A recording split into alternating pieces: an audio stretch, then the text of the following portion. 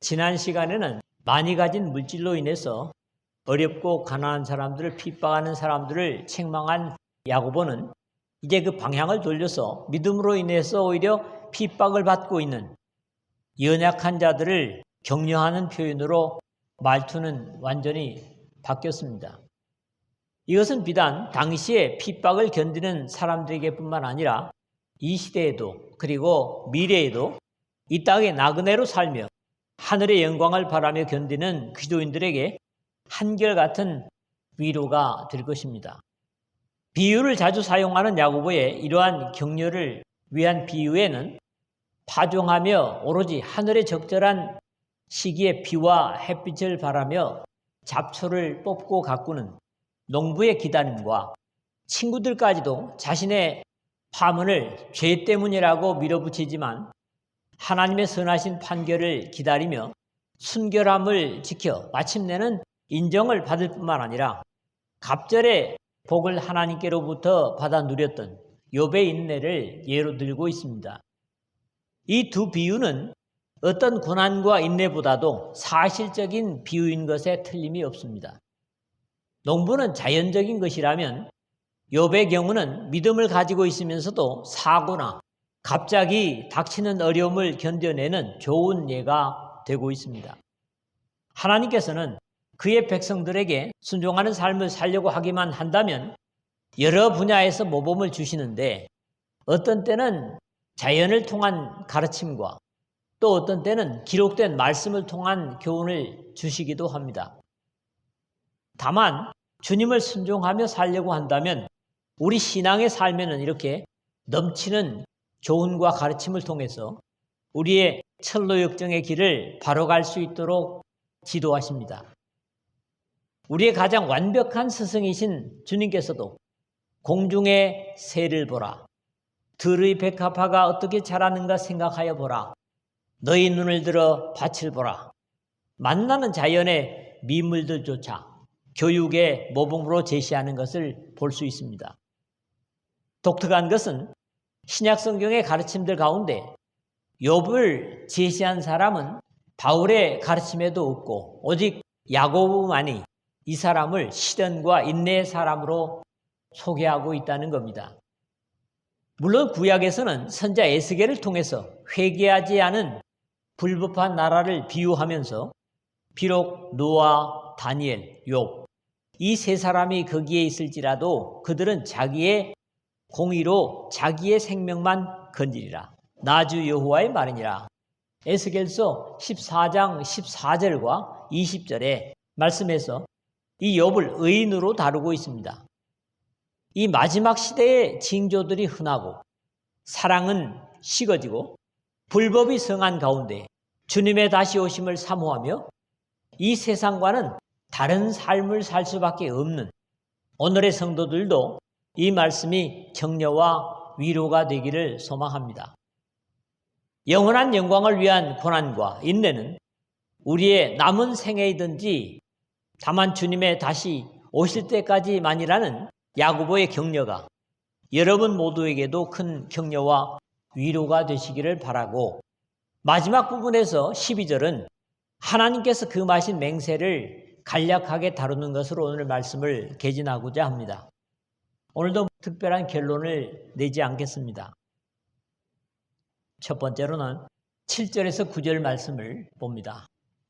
주님의 재림을 소망하며 인내하라는 당부를 주고 있습니다. 앞에서는 역시 들으라 하는 조금은 강제적인 권면이었다면 바른 믿음의 사람들을 향하여는 말투가 다시 부드러워졌습니다. 그러므로 형제들아, 믿음의 사람들이 어려움을 참고 기다릴 수 있는 근거는 사실 땅에서의 어떤 것보다는 하늘의 약속에 근거합니다. 바른 믿음을 가진 사람이라면 분명히 그렇습니다. 이 세상에서 부유하게 된다거나 영광을 얻게 된다고 할지라도 하늘의 영원한 영광을 확보하지 못한다면 사실 실패한 신앙이 되고 말 것이고 그런 이유에서 이것이 거꾸로 되었다면 믿음의 사람이라고 할 수 없을 겁니다. 또 사람의 정욕 때문에 급하게 결과를 탐내고 쉽게 무엇을 얻으려고 하는 것도 옳지 못한 잘못된 기대가 될 것입니다. 적어도 신앙의 사람이라면 그렇습니다. 이런 조급한 자세로 얻어지는 것들은 역시 생명이 길지 못함도 솔로몬을 통해서 지적하고 있습니다. 쉽게 얻은 재산은 줄어드나 손수 모은 재산은 늘어난다. 잠언서 13장 11절을 새번역으로 봤습니다. 그러므로 형제들아, 주께서 강림하시기까지 길이 참으라. 보라, 농부가 땅에서 나는 귀한 열매를 바라고 길이 참아 이른 비와 늦은 비를 기다리나니 7절에 오늘 그랬습니다.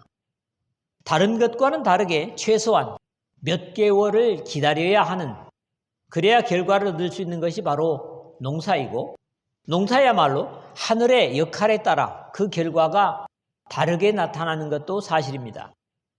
우리나라의 벼농사가 최소한 1년에 한 번 추수를 할 수 있는 것이고, 그것도 물이 좋은 비옥한 농지가 아니라 천수답 같은 경우에는 비가 제대로 와주지 않으면 1년 농사도 실패하고 많은 경우들이 들어 있습니다.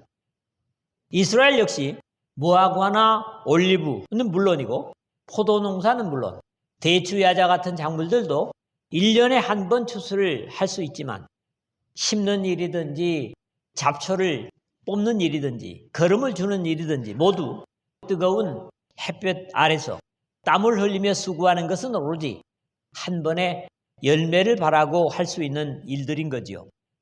여기서의 권면은 농사가 중요한 것이 아니기 때문에 그러므로 형제들아, 주께서 강림하시기까지 길이 참으라 하는 당부를 먼저 주고 있습니다.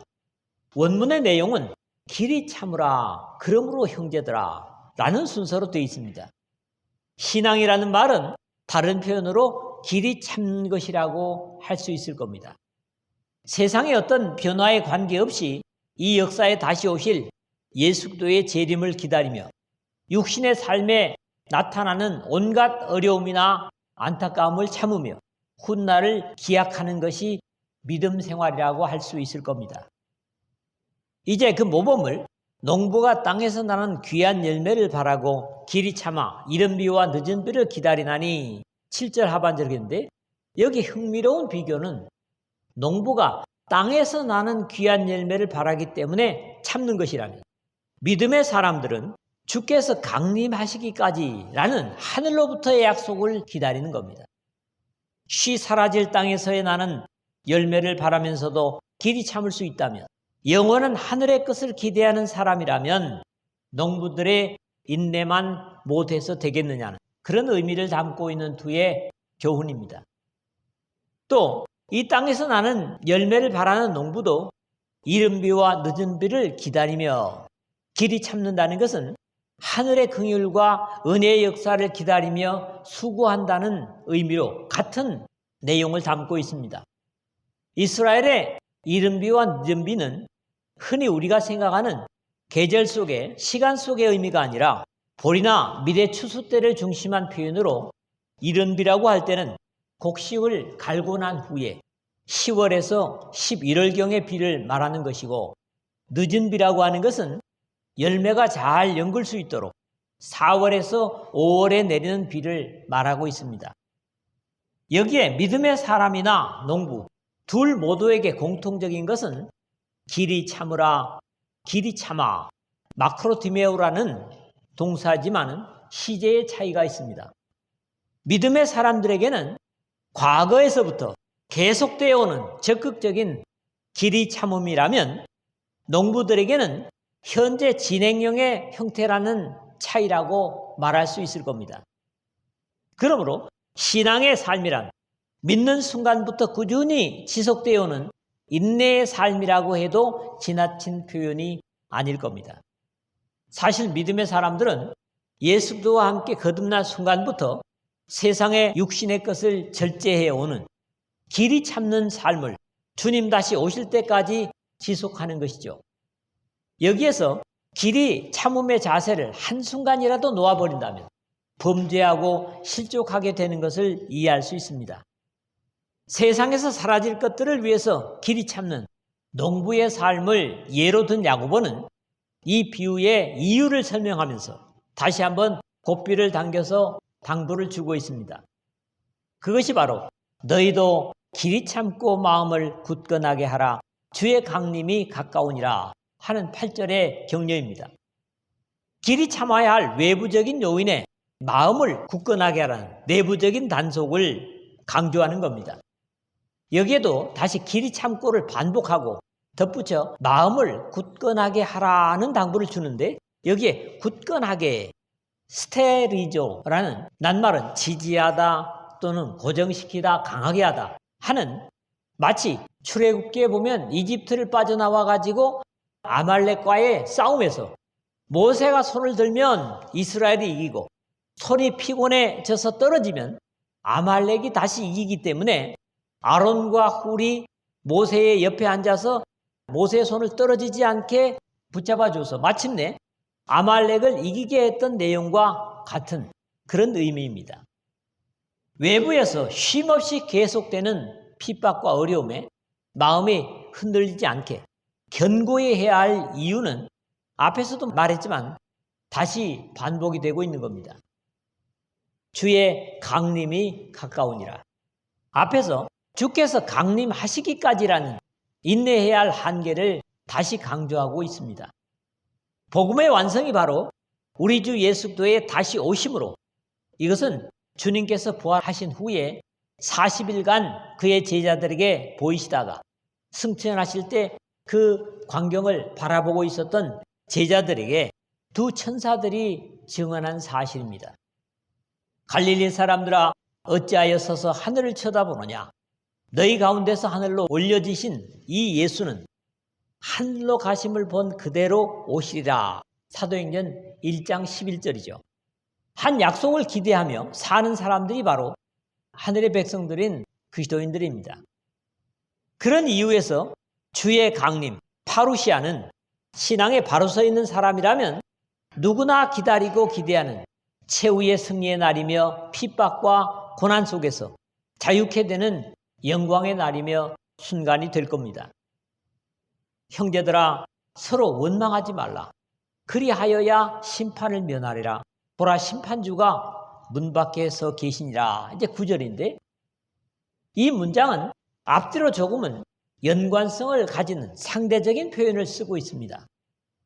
여기에 걸린 두 번의 부정형 말라, 면하리라 하는 매는 둘 다 똑같은 낱말입니다. 믿음의 사람들에게 어떤 시기나 형편에서든지 어울리지 않는 표현이 원망, 테나죠. 한숨 쉬다, 단식하다, 신음하다, 슬퍼하다 라는 말입니다.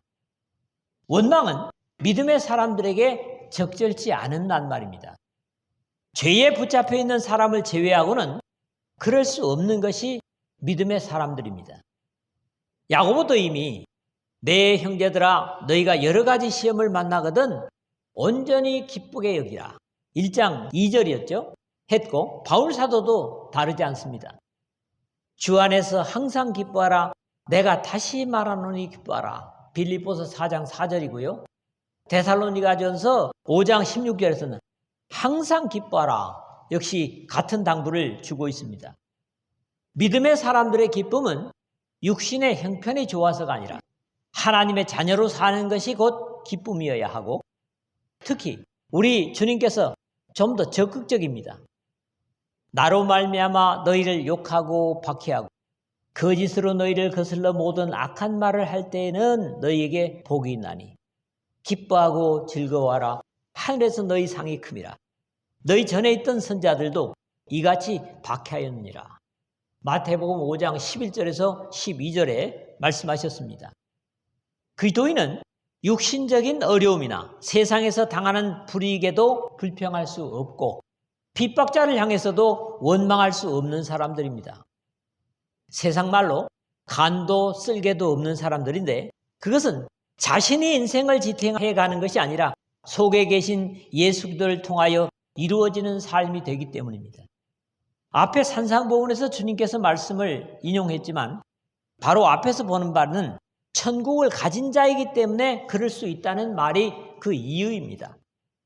마태복음 5장 10절에 의를 위하여 핍박을 받은 자는 복이 있나니 천국이 그들의 것임이라. 말씀하고 있죠. 마지막으로 우리가 원망할 수 없는 이유를 역시 말하고 있습니다. 보라, 심판주가 문 밖에 서 계시니라. 9절 하반절이죠. 앞에서 주의 강림이 가까우니라 8절 하반절에 하는 말의 보충적인 표현입니다. 마지막의 때를 예언하시던 주님께서 제자들에게 재림 전에 있게 될 징조를 연이어 말씀하신 다음에 이와 같이 너희도 이 모든 일을 보거든 인자가 가까이 곧 문 앞에 이른 줄 알라. 마태복음 24장 33절에 말씀하시는데 오늘날과 같이 주님의 다시 오심의 징조들이 자주 일어날 때 이미 우리 주님께서는 심판을 준비하시고 구원으로 이끌 사람들을 위하여 준비하고 계신 겁니다. 베드로 사도를 통하여 주께서는 하루가 천년 같고 천년이 하루 같다는 이 한 가지를 잊지 말라. 베드로후서 3장 8절 하반절에 하셨듯이 지금 급한 것은 우리 주님이 아니라 불신의 사람들인 겁니다. 다시 이 9절의 처음 이야기로 돌아가서 부정이 반복되면서 앞뒤로 조금은 상대적인 표현이라고 제가 말씀을 드렸는데 원망하지 말아야 심판을 면할 것이라 한 겁니다. 믿음의 사람들을 핍박하는 어둠의 종들은 주님께서 재림하셔서 반드시 심판을 받게 될 것인데 원망하는 그들과 다름이 없다면 그들과 함께 심판을 당할 수밖에 없을 것이기 때문에 이런 경계를 주고 계시는 겁니다. 두 번째로는 10절에서 11절입니다.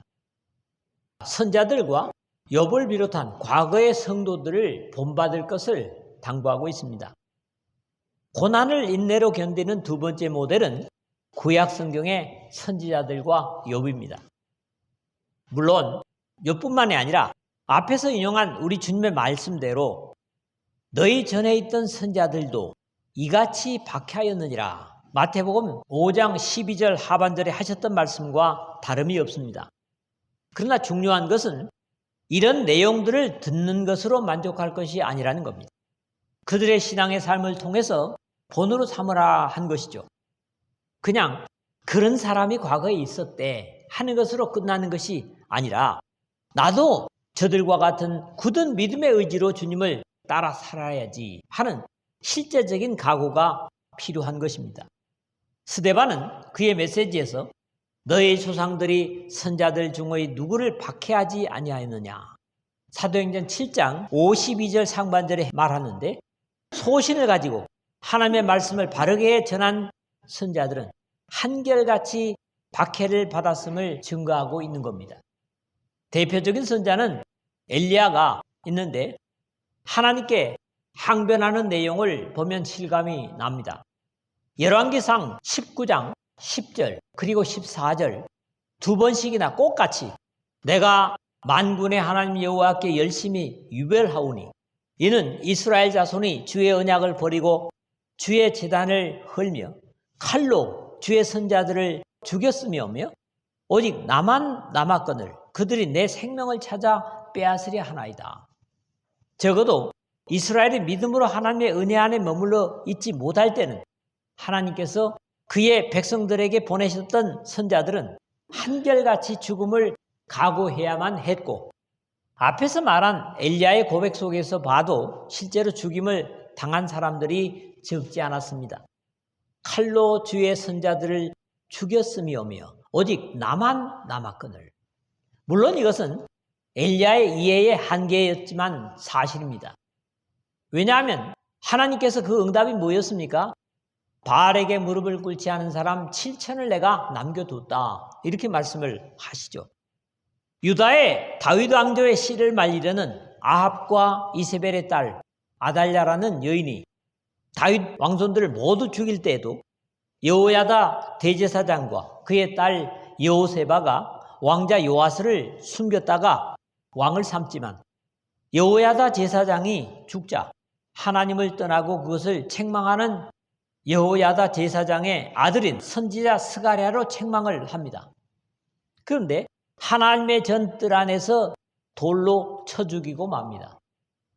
역대하 24장 20절에서 22절에 나타나는 내용이죠. 이 안타까운 사실을 예수님께서도 성전과 제단 사이에서 너희가 죽인 바가랴의 아들 사가랴의 피까지라고 마태복음 23장 35절에 말씀하신 바 있습니다. 이런 내용은 성경 전체의 내용이 아니라 일부일 뿐입니다. 바울이 디모데를 격려하는 무릇 그리스도 예수 안에서 경건하게 살고자 하는 자는 박해를 받으리라.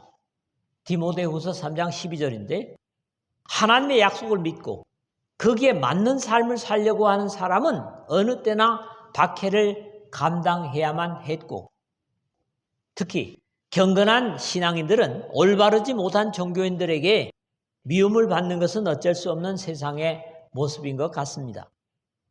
보라, 인내하는 자를 우리가 복되다 하나니 너희가 욥의 인내를 들었고 주께서 주신 결말을 보았거니와 주는 가장 자비하시고 긍휼히 여기시는 이시니라. 11절. 이 말씀은 어쩌면 1장 12절의 확인이며 반복인 것 같습니다.